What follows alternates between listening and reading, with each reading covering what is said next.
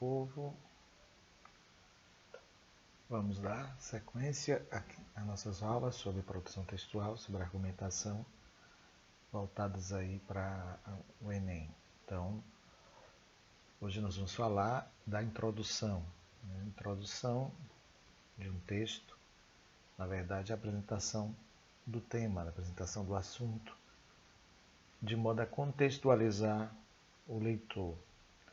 Em geral, em alguns textos se mostra qual é o objetivo daquele texto, o que se quer com aquele texto. Como se trata de um texto argumentativo, qual a tese a ser defendida, qual o encaminhamento que se dará para que o leitor possa acompanhar toda a sua linha de raciocínio. Então, introduzir e apresentar determinado ponto de vista e contextualizar, evidentemente. Hoje nós vamos ver alguns tipos de introdução. Evidentemente que existem inúmeras formas de começar um texto. Normalmente os estudantes têm dificuldade. O que eu vou escrever?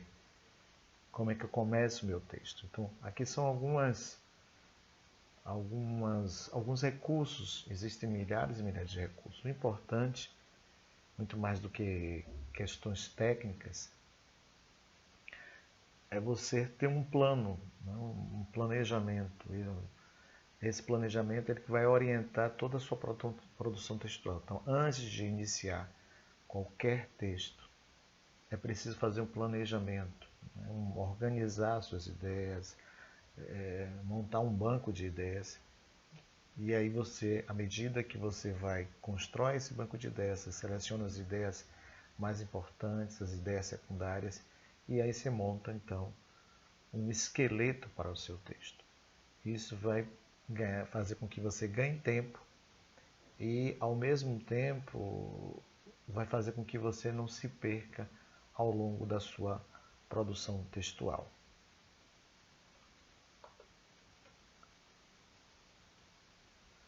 Então, vamos ver algumas formas clássicas de se começar o texto. Hoje nós vamos falar de duas e, à medida que nós formos dos nossos vídeos subsequentes, então nós vamos falar de outras formas de começar o texto. A alusão histórica, na verdade, é fazer a menção a uma linha do tempo, a um fato histórico.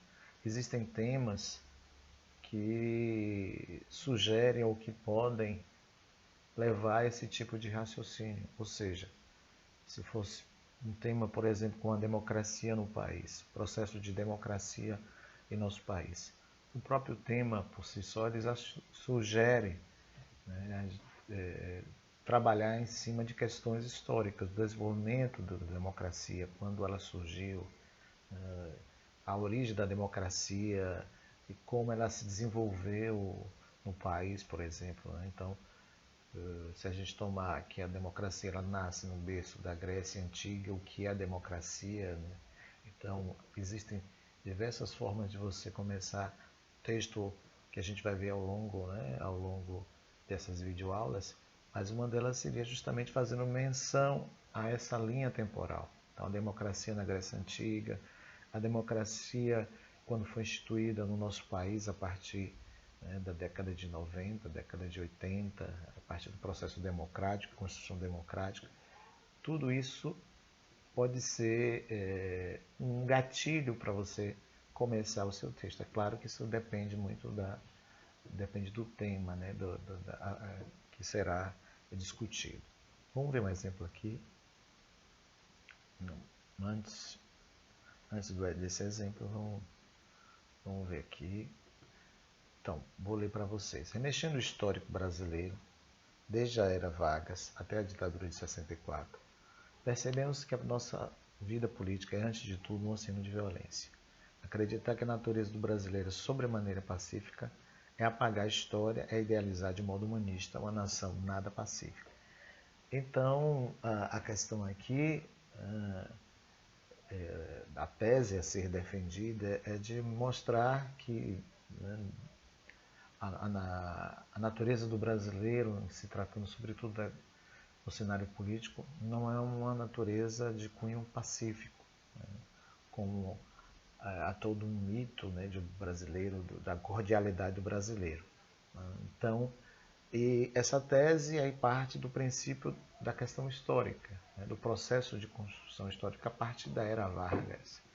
Então, percebe-se aqui que o estudante ele tem um conhecimento, né, desse processo histórico, provavelmente advindo das aulas de história, por isso que é importante no processo educacional o aluno mergulhar na história, na sociologia, na filosofia, enfim, nas disciplinas, tirando dela, aproveitando delas todo esse conhecimento que ele pode trazer para o seu texto. Então, observe o raciocínio, né, a construção parte, né, de Era Vargas até a ditadura de 64, evidentemente que ele teria que provar como é que se deu esse processo. Né?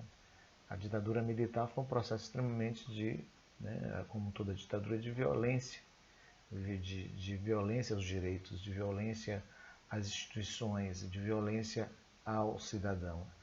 Então, é uma ótima forma de você iniciar o texto fazendo uma alusão histórica. Uma outra forma é uma sequência de interrogações, né? Sequência interrogativa. Uma sequência, ou pode ser uma interrogação tão somente. E é interessante aqui que nós chamamos de pergunta retórica.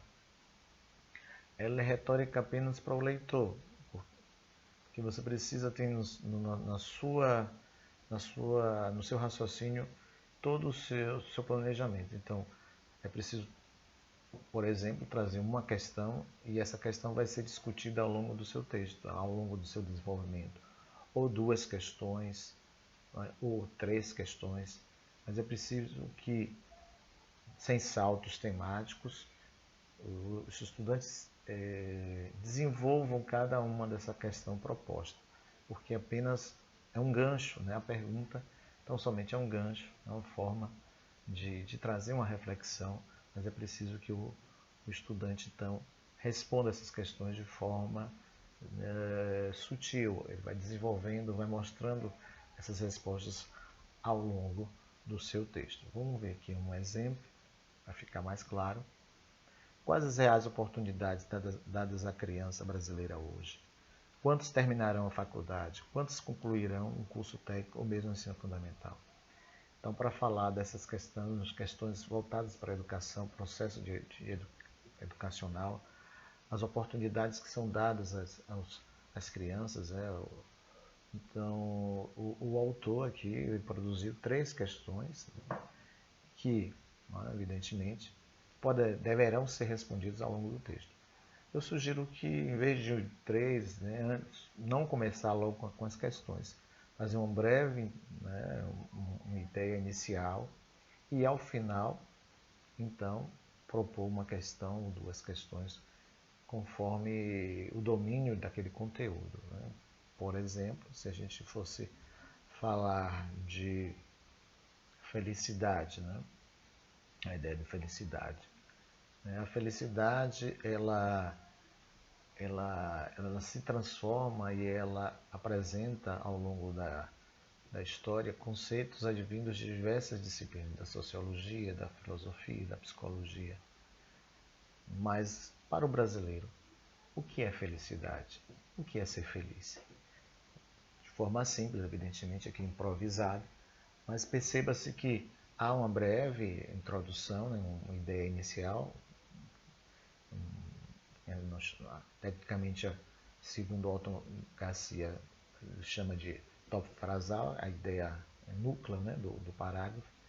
E após essa ideia núcleo, então, se faz duas questões ou uma questão para posteriormente desenvolver ao longo do texto, sobretudo no desenvolvimento.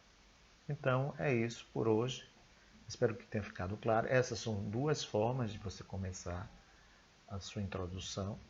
Existem milhares, a gente vai ver algumas delas, não todas, porque é algo que não se esgota, mas o importante é ter uma ideia inicial, uma tese, e apresentar em seguida, não é, ou uma questão retórica, ou fazer uma alusão histórica, que é uma das duas formas para vocês introduzirem o texto. Então é isso por hoje. A gente se vê na próxima videoaula. Forte abraço a todos.